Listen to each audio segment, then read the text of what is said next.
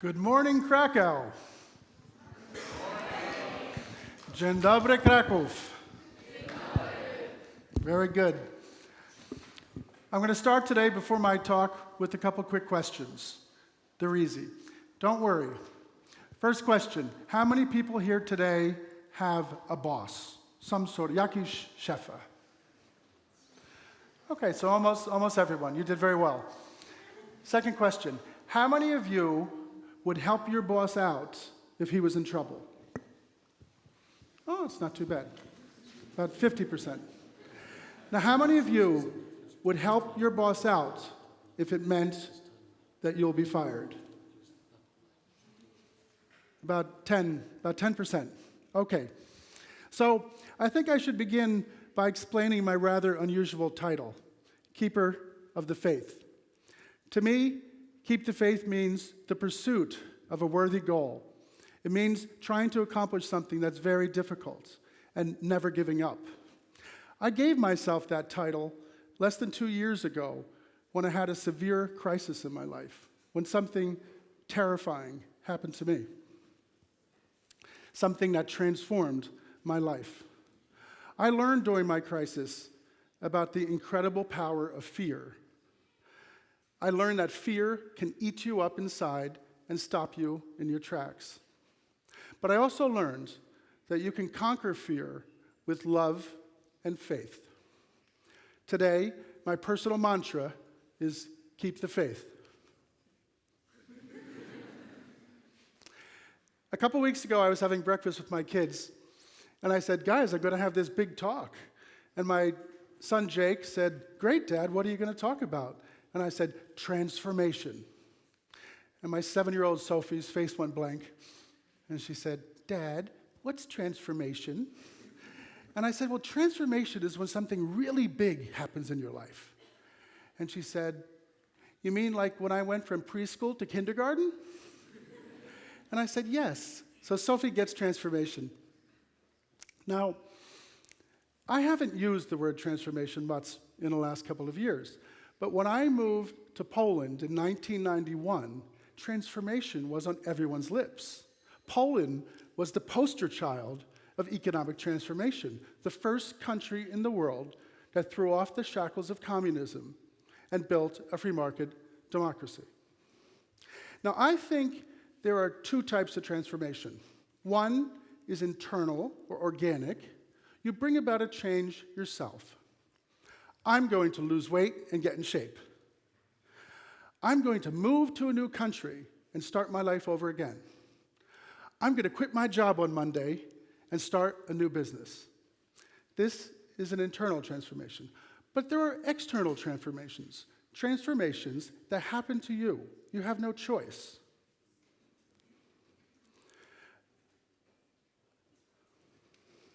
Okay, take a deep breath. Thank you. Okay. Bad things like that can happen to you for the worst. But here's the interesting part. Bad things can happen to you for the better. And that's what my presentation's about today.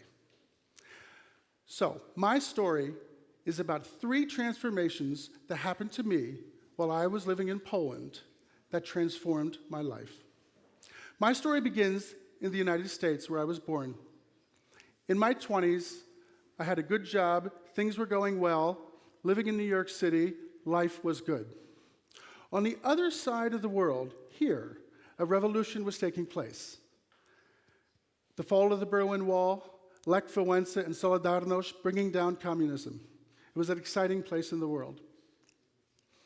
I got a phone call that brought those two worlds together.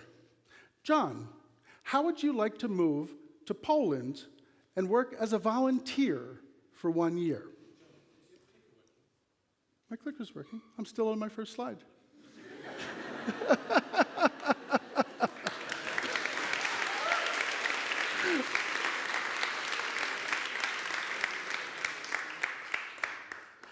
Like in football, they have to set back the clock 30 seconds, so I get an extra 30 seconds. Okay, so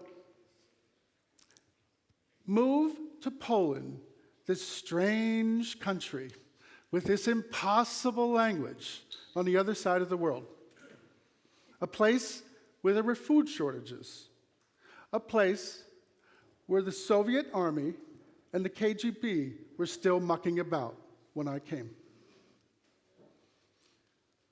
I go for it. I moved to Poland, and in the course, the first transformation takes place. I go from a corporate man to a pioneer. Now, in the course of that year, something unexpected happened to me. I fell in love with Poland, with its beautiful people, its amazing landscapes. Amazing things were happening.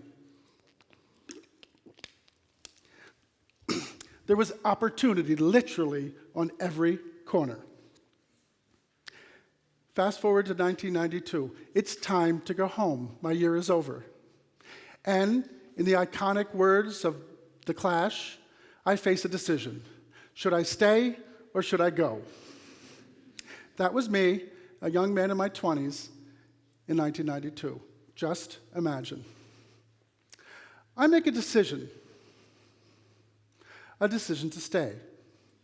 But I make a second decision, something that I always dreamt about, but never had the courage to do. I decide to start my own business. It was a tiny little business, 3 people, no money. To be honest, it was more of an idea than a business. It's called Lynka. It makes clothing with prints and logos like this. It was the biggest decision of my life at the time. It was the decision that transformed my life forever. Now, do we have many entrepreneurs in the room? Can I see? So there's a few. So you'll know, when you start a company, you love your company like a child. This little thing, when it's born, when it learns to walk, even when it becomes a teenager. Now you know that 90% of all startups fail. So sometimes you're just working to keep your baby alive. Things are going great. You're not making much money. Startups never do.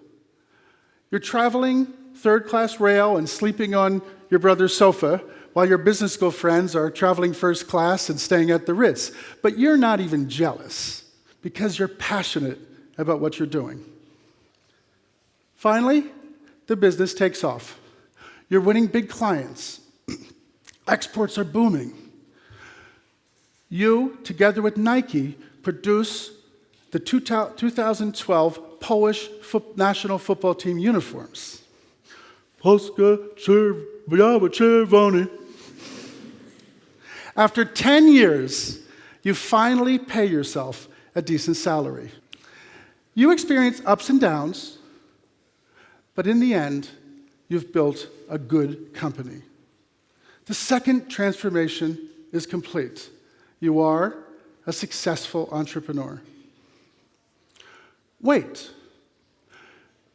You bring on board a new investor, a global fund. At first, it's fine. Then it gets a little bit weird, and you're not sure when, not exactly sure how, but it becomes a nightmare. The fund starts having some problems. They need cash desperately. They decide your company is going to be the source of that cash. They organize something like a hostile takeover. Now, you can't beat these guys alone. They're a global fund. You need a white knight. So you fly to the United States, and while you're there, you get a phone call. It's the worst phone call of your life. Your baby, your company, is no longer yours. After 20 years of building your dream, you are out. The fund took it in a rather sinister way. No court, no due process. They had the ownership documents changed. For Poles, it's called the KRS. How did the enemy look? Well, they came in 2 big black vans with a dozen security guards dressed in black. They looked a lot like a SWAT team. My employees were scared to death. You begin the battle of your life. It is truly David versus Goliath. Paranoia and fear dominate your life. Who's going to hire me at 50 years old? How am I going to support my wife and kids? Where am I going to live now? You find out from an intercepted memo that the fund has put surveillance on you. You start to believe that your life is in danger. You move your wife and children out of the house, just in case. You hire the best lawyers that you can afford, and you fight. You fight in the painfully slow Polish courts. And while you're out the whole time, your baby is dying. It seems hopeless, but you have an idea. Maybe if the employees wrote a letter to the judge, they can convince her to throw out the fund and give you back your baby. The lawyers tell you you're going to need at least 50 employees out of 150 to sign that letter. But there's a caveat. Once the letter is submitted, it goes into public domain. The fund will immediately see it. The fund will know exactly who signed the letter. The employees write the letter. They don't want the judge to give back John's company. They want her to give back our company. You have a deadline. You need to collect these signatures in 2 days. But wait, those big security guards, they're still throughout the company. You can't call a meeting and explain to people why we need to sign. You can't even send them an email. So, like the Polish Resistance or a John Grisham novel, your employees go underground. They organize dozens of tiny meetings throughout the company, in the bathrooms, in the corners of production, on smoke breaks. They explain one by one what we need to do. We need your signature. Yes, the fund will see your signature. And yes, you'll probably be fired if we don't win and this doesn't work. At 10 o'clock at night, I get a call. They invite me to come for the tally. I'm still out. We go to Manzana, the restaurant just around the corner from here. My team is nervous, almost apologetic. They explain to me how difficult their task was. Finally, my friend Pavel pulls out the sheets. Out of 140 people who came to work that day, 126 signed the letter.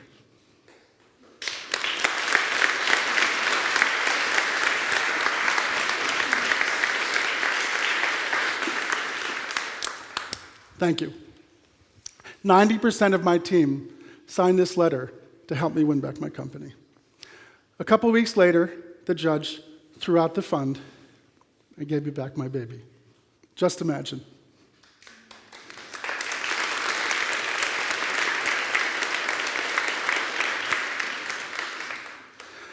For the third time in my life, I was a changed man. I experienced the horrible power of fear. But I conquered fear through love and faith. Faith in myself, love of my family, my company, and my staff, and faith that goodness prevails. This very bad, very frightening event transformed my life forever. Now, as we come to the end, I just want to share a few quick lessons that I learned during the crisis. The first is that fear can only defeat you if you let it defeat you. My lesson number one was keep living life. And think about these. Maybe someday you'll have, hopefully, a much smaller crisis. But keep these in mind. Keep living your life. Don't let a crisis consume you. The little things you do that make you happy, keep doing them. That's where you get your energy during a crisis. You can't go it alone. Some people are proud. If you face a crisis, get help from wherever you can get it. Friends, family, professionals, in my case, my employees. Distance yourself from bad news. And by all means, don't do that worst-case scenario thing. I'll lose my job, I won't have a salary, they'll call in my mortgage, I'll lose my house, I'll end up under a bridge. We all do it. Beware of worst-case scenarios. Use humor as a stress reliever. There wasn't much funny in my story, but throughout the crisis, we were using humor constantly to raise our spirits. My favorite was that we gave all the bad guys nicknames. My favorite was the rat. Gosha, be careful, the rat is coming. And it just added levity to the situation. And finally, we all know about the power of positive thinking. Well, if you have a heart attack and your heart stops, they're going to give you CPR. If you lose your spirit, you need to give your spirit CPR. Now, how I found a great way to do it is that we can manipulate ourselves through the arts, through music, through film. Every time I was down, I would hop in my car, I'd pop in Bon Jovi, Keep the Faith, and I would blast it through the walls. And I felt better after I did. I watched Rocky I 12 times during my crisis.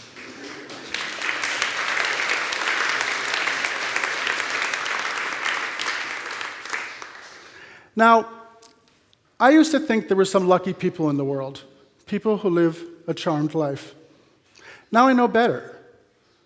No matter what you are, no matter what you do, entrepreneur, employee, musician, teacher, or rock star, everybody experiences ups and downs. The key to happiness is how you handle the downs. Now, I'm an optimist. My Polish great-grandmother lived to 105. Naprawdę. My crisis was over when I was 51. And the first thing I said to my wife was, I only have about 40 to 50 years left. I need to make the most of that life. Today, I'm doing things that I never imagined. I'm writing books. I was invited to be a trustee of a new Jewish museum. I'm speaking to audiences like this around the world. I'm still running my Lynka. I have more ideas than ever before in my life, ideas worth spreading. I have big, big dreams. Now, someone once said, life begins at 40. I don't know about that. For my little Sophie, life began at 5 when she moved up to kindergarten. For me, life began at 18 when I went off to Lehigh University. Actually, my life began at 30 when I moved to Poland and started my first business. Come to think of it, my life began at 50 when they stole my company and I fought like hell to win it back. You know what? My life begins today. When does your life begin? Thank you, and keep the faith.